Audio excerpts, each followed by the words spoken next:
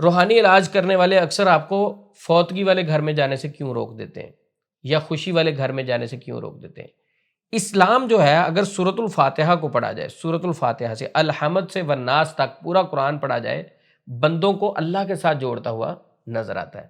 اور اللہ رب العزت کی تعلیمات کو ڈیپلی پڑھا جائے تو اسلام جوڑتا ہے، توڑنے کو ناپسند کرتا ہے۔ اسلام جوڑتا ہے، اسلام خاندانی نظام، فیملی سسٹم کو پسند کرتا ہے، اور شیطان توڑنے کو پسند کرتا ہے۔ اب مریض کو کہتے ہیں آپ نے کسی فوتگی والے گھر میں نہیں جانا۔ اب جب کسی کی فوتگی ہوگی، کسی کا بیٹا فوت ہو گیا، کسی کی بیٹی فوت ہوگی، کسی کی والدہ فوت ہوگی، والد فوت ہو گیا، تو یہ جب اس کے گھر میں افسوس کے لیے نہیں جائے گا تو ظاہر بات ہے نیکسٹ وہ بھی نہیں آئے گا، دوریاں پیدا ہونا شروع ہوئی۔ اور خوشی والے گھر میں بھی یہ روک دیتے ہیں، کسی کا بیٹا پیدا ہوا، کسی کی بیٹی پیدا ہوئی، تو یہ ان کا ورڈ ہوتا ہے کہ چھلے والے گھر میں نہیں جانا۔ تو جب آپ اس کے گھر میں خوشی والے گھر میں جائیں گے نہیں، وہ آپ کے گھر میں بھی نہیں آئیں گے، تو دوریاں پیدا ہونی شروع ہوں گی۔ جب دوریاں شروع ہوں گی تو یہ شیطان خوش ہوگا۔ اب بتائیں، یہ روحانی علاج کرنے والا شیطان کی تعلیمات کو آگے پہنچا رہا ہے یا رحمان کی؟ اسے تو چاہیے تھا نا اسلامی تعلیمات آگے پہنچائے۔ اگر ان سے پوچھا جائے بھائی آپ خوشی غمی والے گھر میں جانے سے کیوں روکتے ہیں فوتگی والے، وہ جی اصل میں نا مریض جو ہے نا وہ نفسیاتی طور پہ نا وہ پریشان ہوتا ہے، ڈپریشن میں ہوتا ہے، ذہنی دباؤ میں ہوتا ہے، تو ہم اس لیے منع کر دیتے ہیں۔ ٹھیک ہے جی، اگر آپ حکمت کے تحت دیکھیں تو ہم آپ کی بات ایکسیپٹ کر لیتے ہیں کہ وہ پریشان ہے، اس کو پریشانی والی جگہ سے ابھی کچھ عرصہ کے لیے آپ نے روکا ہے، تو خوشی والے گھر میں جانے سے کیوں روکا ہے؟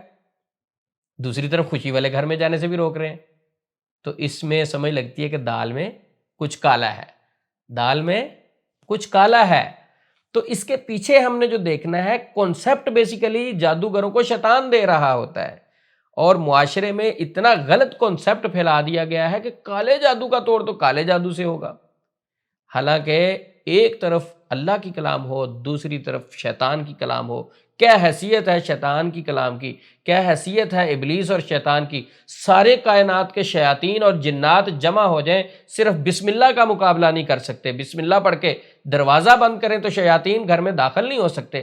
بسم اللہ پڑھ کے کھانا کھائیں تو شیطان اس سے ایک لقمہ نہیں کھا سکتا۔ بسم اللہ پڑھ کے کوئی کام کیا جائے تو شیطان سکڑ کے مکھی کی طرح ہو جاتا ہے۔ وہ حدیث پڑھی ہوگی آپ نے کہ نبی صلی اللہ علیہ وسلم کے ساتھ جب صحابی سواری پہ سوار تھے تو ٹھوکر لگی، اس نے کہا تعیس الشیطان، شیطان ہلاک ہو۔ نبی پاک نے فرمایا نہیں، یہ تو پھول کے گھر کے برابر ہو جائے گا، بسم اللہ کہو، سکڑ کے مکھی کی طرح ہو جائے گا۔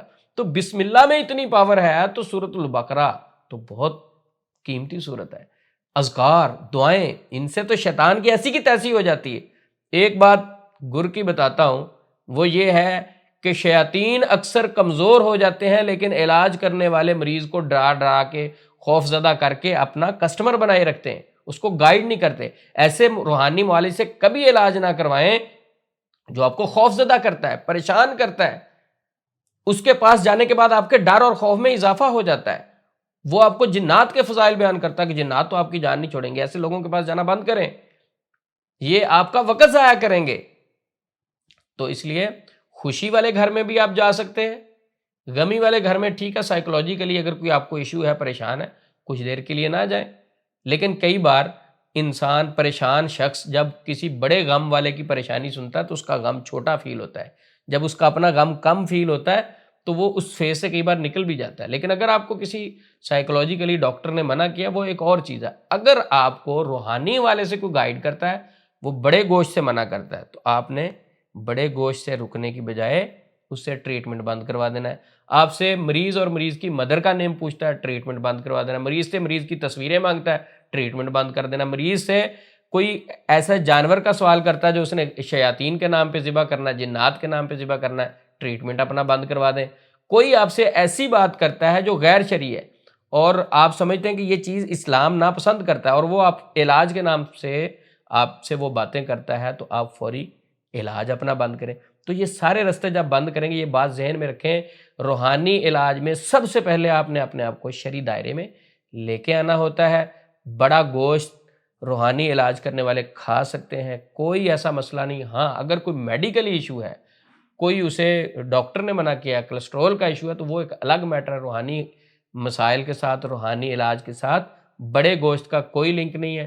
ابھی یہ عید الاضحیٰ ہے اور عید الاضحیٰ پہ کھائیں گوشت، آپ گھر میں بھی لے کے آئیں۔ کچھ لوگ کہتے ہیں گھر میں بھی لے کے آئیں، دورے پڑ جاتے ہیں، ذہنوں پہ خوف اتنا مسلط کر دیا گیا، اور اسی طرح پیدائش والے گھر میں بھی آپ جا سکتے ہیں۔ ہم نے انشاءاللہ سب نے مل کے اپنی قوم کو، اپنے بہن بھائیوں کو، مسلمانوں کو ان غلط نظریات سے نکالنا ہے جو جادو جنات کے نام پہ ایک مسلمان کے، ایمان والے کے ذہن میں ڈال دی ہیں، اور وہ مسلمان خوف زدہ رہتا ہے، پریشان رہتا ہے۔ اللہ ہم سب کا حامی و ناصر ہو، اور جادو جنات کے حوالے سے کوئی بھی مسئلہ ہو، کوئی بھی مسئلہ ہو، اللہ اور اس کے رسول کی تعلیمات کو فالو کیا کریں، اس کے دائرے میں رہ کے اپنے مسئلے کو حل کرنے کی کوشش کریں، حل کروانے کی کوشش کریں۔ السلام علیکم ورحمۃ اللہ وبرکاتہ۔